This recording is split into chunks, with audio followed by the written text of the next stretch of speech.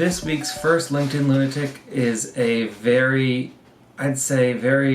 recurring person in many people's perceptions of LinkedIn Lunatics.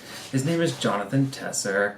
I'm not the most familiar with Jonathan's work, but I do know that on the r LinkedIn Lunatics subreddit, he's probably the most popular guy around. So let me go ahead and show you guys this one.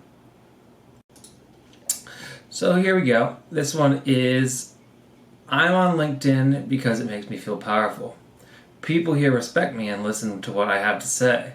I can talk to anyone I want and they'll get back to me since I have clout.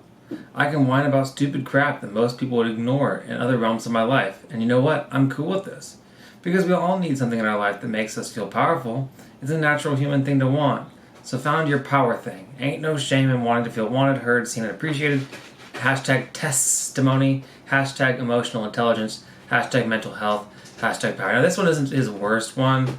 But he's so powerful they call him the Godfather of LinkedIn. I just want to look this guy up real quick. So, Jonathan Tesser, LinkedIn.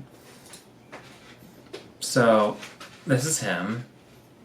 And you might be hearing some noise in the background. That's because the lovely cat Clementine, who is currently visiting our house, just took a dump in the room that I am recording the podcast in. Shout out. Insights at... Oh my gosh, that smells so bad. Insights at Kashmir Agency, career whisperer for the young professionals, master teacher at master school, and earning a PhD in life. Yeah, he's just a big time LinkedIn guy. That's for sure. So, yeah, I don't know.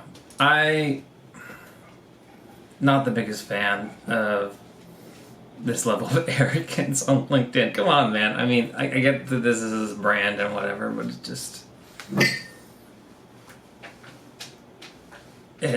I mean, he doesn't need to be employed by somebody, I assume, because this is just what he does for a living, so I guess good for him. But if I was looking at this, I'd be like, come on, this is not what LinkedIn is. Like, whining about stupid crap. No, man. I whine about stupid crap on my podcast. I don't whine about it on LinkedIn. LinkedIn is a networking site, and this mentality that you can talk to anyone you want, no. I think that if Jonathan Tesser hit me up, I'd probably say yes, but I'm not just anyone. I'm just some guy with a podcast that's trying to get clicks. So I get, yeah, find your power thing. I guess anybody can find their power thing. But this whole, like, people here respect me and listen to what I have to say, blah, blah, blah, blah. I mean, I guess if people are generally respectful, then they respect you, but I'm not, I mean, maybe I just don't know enough about this man and how wonderful and amazing and powerful he is, but I'm not looking at him and going like, oh man, I need to respect this guy. He's like so extra respectable because he's famous on LinkedIn and has a bunch of followers and influencers influencing on LinkedIn, so I don't know. That's just not the ideal thing for me. All right. Thanks for watching this segment of the Engineering Success Podcast. Make sure you like, comment, and subscribe. All those things really help me out. They boost me up in the YouTube algorithm, and they'll help other people see this great content. Make sure to recommend the podcast to your friends. You can listen to it on Anchor, Spotify, Apple Podcasts, and anywhere else you get your podcasts content from. And make sure you leave me 5-star reviews, like all my videos, and consider subscribing on Patreon or Anchor. All those things help me out, and I really appreciate it.